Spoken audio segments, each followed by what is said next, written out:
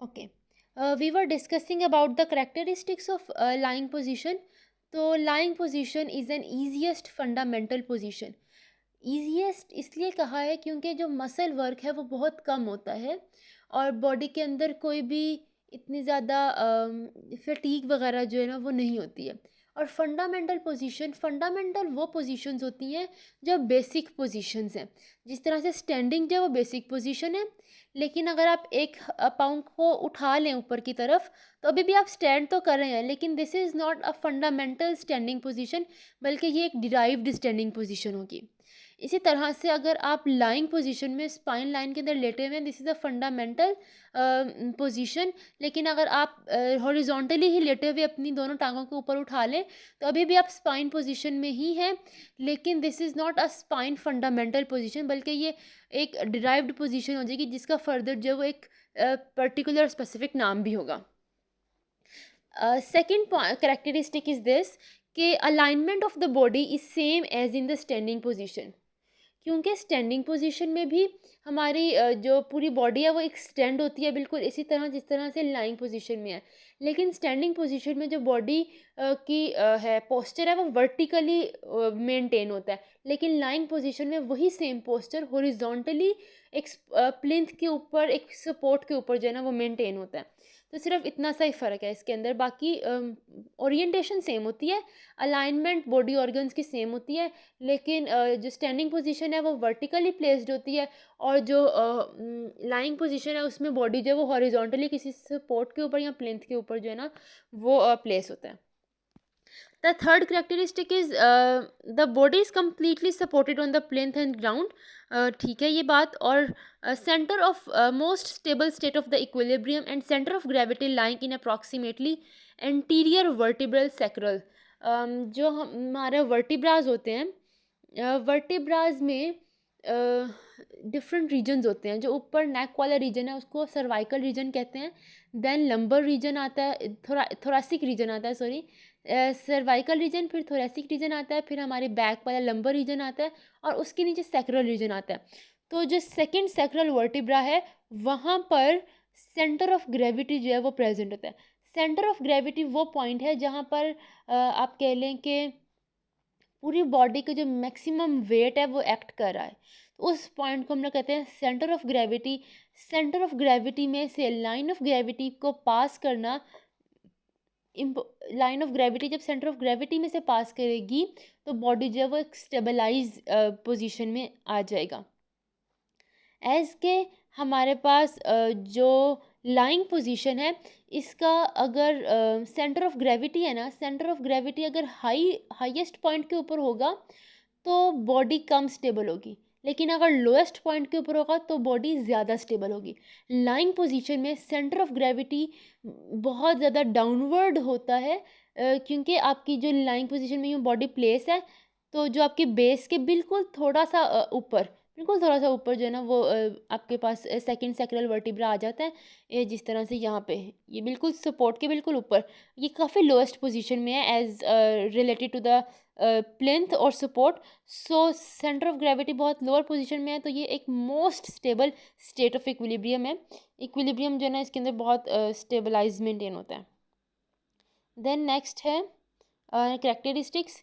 Minimum muscle work is required in the spine position.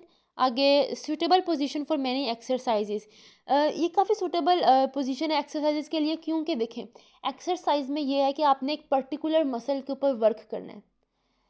इस lying position के अंदर बहुत ही कम मसल्स वर्किंग कर रहे हैं, तो इसमें लाइंग पोजीशन में आप पूरे मसल बॉडी, पूरी जो बॉडी के मसल्स हैं वो ऑलमोस्ट रिलैक्स हैं।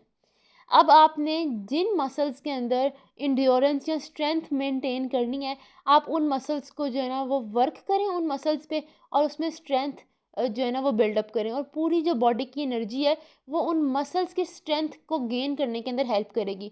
अगर आप किसी और पोजीशन में होंगे तो आपकी बॉडी की हाफ एनर्जी आपकी बॉडी के पोस्चर को मेंटेन करने के अंदर हेल्प करेगी, और हाफ एनर्जी जो है वो आपकी जिन मसल्स के ऊपर आपने काम करना है, जिन मसल्स की आपने स्ट्रेंथ को करना है, इंक्रीज़ करना है, उन मसल्स के ऊपर जो है ना वर्क करेगी। तो वो एनर्जी क्योंकि डिवाइड हो जाएगी, तो मतलब फिर कम एनर्जी मिलेगी ना उन मसल्स को जिनमें हमने जो हमारे टारगेट मसल्स हैं। लेकिन अगर लाइंग पोजीशन होगी तो सारे मसल्स रिलैक्स हैं, वहाँ पे इतनी एनर्जी नहीं पुट करनी पड़ रही। जो आपके वर्किंग मसल्स हैं या फिर आपके जो टारगेट मसल हैं जिनकी आपने स्ट्रेंथ को इंक्रीज़ करना है, आप उनके ऊपर जो है ना वो ईज़िली काम कर रहे हैं। इसी तरह जिस तरह एक्सरसाइजेज़ में करवाते हैं कि जब डंबल्स भी उठाते हैं तो उसमें जो मतलब प्लेंथ होता है ना वो हाफ स्पाइन होता है, उसके ऊपर लेट के तो फिर इस तरह ऊपर उठाते हैं। मतलब फुल स्पाइन पोजीशन नहीं होती जिसमें वो डंबल्स उठाते हैं, लेकिन हाफ स्पाइन पोजीशन के अंदर जो है ना वो डंबल्स उठा के तो फिर बाइसेप और ट्राइसेप्स की जो मसल्स की स्ट्रेंथ है उसको मेंटेन नहीं करते बल्कि इन्हांस ही कर रहे होते हैं। देन ग्रेविटी एलिमिनेटिंग पोजीशन, क्योंकि जो बॉडी का वेट है वो भी एक्ट कर रहा है in the downward direction along the gravity, और इस वजह से फिर ये जो ग्रेड 2 है ये ग्रेविटी एलिमिनेटेड पोजीशन है, and this is a recommended position for the grade 2 and grade 1 diagnosis. क्योंकि उसके अंदर क्योंकि ग्रेविटी एलिमिनेट हो गई है तो ग्रेड 2 और 1 के अंदर हम लोग ग्रेविटी को एलिमिनेट करके पेशेंट को डायग्नोज करते हैं कि आइदर उसकी जो मसल्स हैं वो ग्रेविटी एलिमिनेटेड पोजीशन में अपना एक्टिवली मसल वर्क जब परफॉर्म कर पा रहे हैं। अगर वो muscle work gravity eliminated position में परफॉर्म कर पाएँ तो this is the grade 2 muscles. और अगर वो नहीं कर पाएँ ग्रेविटी एलिमिनेटेड यानी कि लाइंग पोजीशन में भी अपने मसल्स को एक्टिवली वर्क ना कर पाएँ, तो फिर उनको असिस्टेंस प्रोवाइड करके जो है मूवमेंट करवाई जाती है, and this is the grade 1 position. लेकिन ग्रेविटी उसमें भी एलिमिनेट ही होती है which is lying position for most of the movements.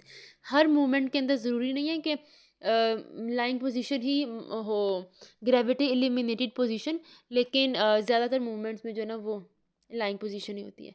Then हम मसल वर्क के ऊपर अगर बात करें तो जो हमारी लाइंग पोजीशन है उसमें जो हमारे हेड को यानी हमारे हेड को क्योंकि हम अपने बुक के हिसाब से बात कर रहे हैं तो बुक में ये लिखा हुआ है कि लाइंग पोजीशन में जो हेड है वो लेटरली रोटेट होता है राइट साइड के ऊपर या फिर लेफ़्ट साइड के ऊपर। तो जब जब हेड रोटेट होगा तो जो हेड के रोटेटर मसल्स हैं वो वर्क करेंगे। हेड के जो रोटेटर मसल्स हैं वो हेड को स्टेबलाइज करेंगे। ये दो रोटेटर मसल्स हैं जो कि प्रेजेंट होते हैं हेड के ऊपर। एक मसल जो है ना वो ये दो मेजर मसल्स हैं। तो ये एक मसल मसल जो है वो ये थोरेसिक वर्टिब्रा से ओरिजिनेट होगा और सबसे ऊपर सर्वाइकल वर्टिब्रा के ऊपर जाके जो है ना वो इंसर्ट हो जाएगा, वहाँ पे अटैच होगा। और ये दूसरा मसल जो है ये इस तरह से थोरेसिक के जो अपर वर्टिब्राज हैं वहाँ से ओरिजिनेट होगा और ऊपर जो है ना वो ऑसिपिट ये टेम्पोरल बोन स्कल बोन के साथ जाके जो है ना वो अटैच होगा और ये हेड को स्टेबलाइज करेगा। ठीक है, जो हमारी बैक को स्टेबलाइज कर रहा है लाइंग पोजीशन के अंदर वो वाले हैं हिप एक्सटेंसर मसल और स्पाइन फ्लेक्सर मसल्स। जो हिप के